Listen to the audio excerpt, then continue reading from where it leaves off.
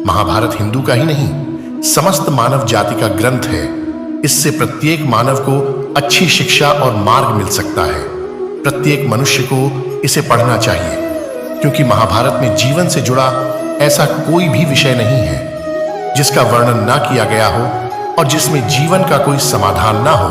इस ग्रंथ में देश, धर्म, न्याय, राजनीति, समाज, योग, युद्ध, परिवार, ज्ञान, विज्ञान, अध्यात्म और तकनीकी आदि समस्त विषयों का ज्ञान वर्णन मिलता है।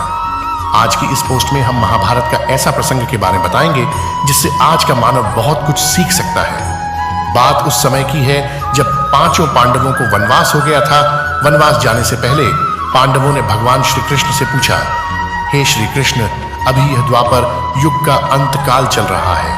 आप हमें बताएं कि आने वाली कलयुग की चलिए गति क्या और कैसी होगी। श्री कृष्ण जवाब देते हैं, मैं तुम्हें इसका सीधा सा उत्तर तो नहीं दे सकता, लेकिन हाँ, तुम पांचों भाई वन में जाओ और वन में जो कुछ भी दिखे मुझे आकर बताओ। मैं तुम्हें उसका कलयुग में प्रभाव बताऊंगा। इसके बाद पांचों भाई वन में चले गए।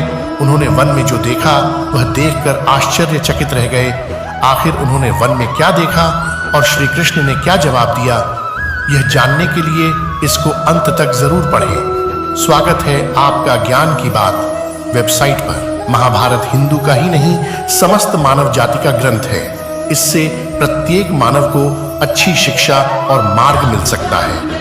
प्रत्येक मनुष्य को इसे पढ़ना चाहिए, क्योंकि महाभारत में जीवन से जुड़ा ऐसा कोई भी विषय नहीं है जिसका वर्णन ना किया गया हो और जिसमें जीवन का कोई समाधान ना हो। इस ग्रंथ में देश, धर्म, न्याय, राजनीति, समाज, योग, युद्ध, परिवार, ज्ञान, विज्ञान, अध्यात्म और तकनीकी आदि समस्त विषयों का ज्ञान वर्णन मिलता है। आज की इस पोस्ट में हम महाभारत का ऐसा प्रसंग के बारे में बताएंगे जिससे आज का मानव बहुत कुछ सीख सकता है। बात उस समय की है जब पांचों पांडवों को वनवास हो गया था। वनवास जाने से पहले पांडवों ने भगवान श्री कृष्ण से पूछा, हे श्री कृष्ण, अभी यह द्वापर युग का अंतकाल चल रहा है। आप हमें बताएं कि आने वाली कलयुग की चलिए गति क्या और कैसी होगी। श्री कृष्ण जवाब देते हैं, मैं तुम्हें इसका सीधा सा उत्तर तो नहीं दे सकता, लेकिन हाँ, तुम पांचों भाई वन में जाओ और वन में जो कुछ भी दिखे मुझे आकर बताओ। मैं तुम्हें उसका कलयुग में प्रभाव बताऊंगा। इसके बाद पांचों भाई वन में चले गए। उन्होंने वन में जो देखा वह देखकर आश्चर्यचकित रह गए। आखिर उन्होंने वन में क्या देखा और श्री कृष्ण ने क्या जवाब दिया, यह जानने के लिए इसको अंत तक जरूर पढ़ें। स्वागत है आपका ज्ञान की बात वेबसाइट पर। श्री कृष्ण के कहे अनुसार पांचों भाई अलग अलग दिशाओं में वन की ओर निकले। युधिष्ठिर भ्रमण पर थे। उन्होंने एक जगह पर देखा कि एक हाथी के 2 सूंड थे। यह देखकर युधिष्ठिर के आश्चर्य का ठिकाना नहीं रहा। अर्जुन दूसरी दिशा में भ्रमण पर थे। कुछ दूर जंगल में जाने पर उन्होंने जो देखा उसे देखकर वह भी आश्चर्यचकित रह गए।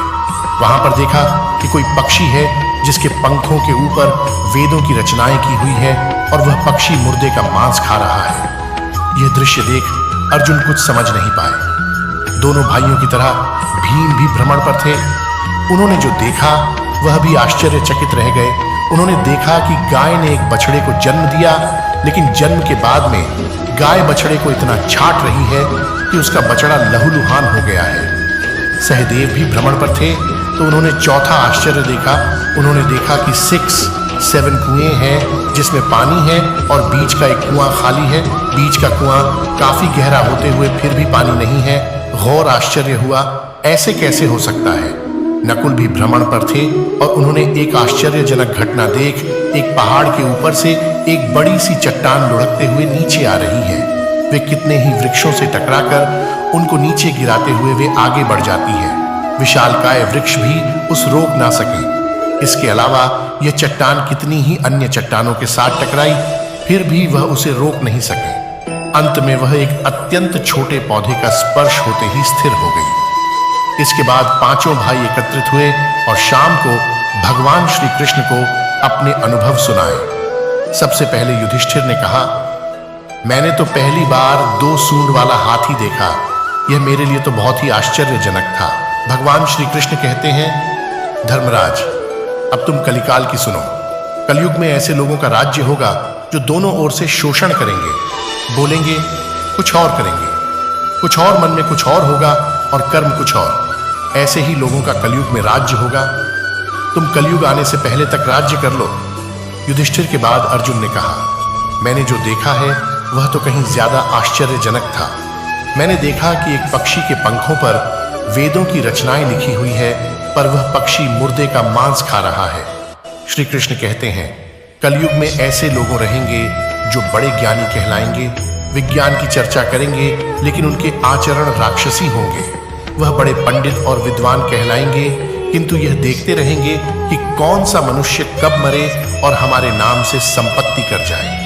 हे अर्जुन, संस्था के व्यक्ति विचार करेंगे कौन सा मनुष्य मरे और संस्था हमारे नाम पर हो जाए। हर जाति धर्म पर प्रमुख पदों पर बैठे विचार करेंगे कि कब किसका श्राद्ध हो और कौन कब किस पद से हटे और हम उस पर चढ़ जाए, चाहे कितने भी बड़े लोग हो, परंतु उनकी दृष्टि धन और पद के ऊपर ही रहेगी। ऐसे लोगों की ही बहुतायत होगी।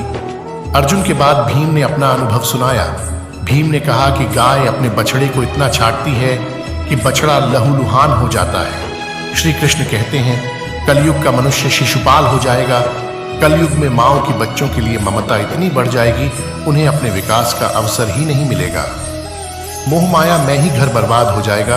किसी का बेटा घर छोड़कर साधु बनेगा, तू हजारों व्यक्ति दर्शन करेंगे। यदि अपने बेटे ने साधु बनना चाहा तो रोएंगे कि मेरे बेटे का क्या होगा। इतनी ज्यादा ममता होगी कि उसे मोह माया और परिवार में ही बांध कर रखेंगे। उसका जीवन वहीं खत्म हो जाएगा। वास्तव में लड़के तुम्हारे नहीं हैं, वह तो बहुओं की अमानत है और लड़कियां जमाइयों की अमानत है, और तुम्हारा यह शरीर मृत्यु की अमानत है, तुम्हारी आत्मा परमात्मा की अमानत है।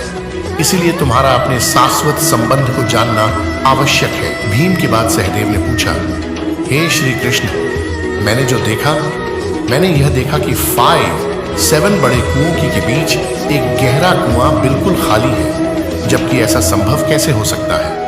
भगवान श्री कृष्ण ने जवाब में कहा, कलयुग में लड़की के विवाह में, मकान के उत्सव में, छोटे बड़े उत्सवों में तो लाखों रुपए खर्च कर देंगे, परंतु परेड हाउस में ही यदि कोई भूखा प्यासा मर रहा होगा तो यह नहीं देखेंगे कि उसका पेट भरा है या नहीं।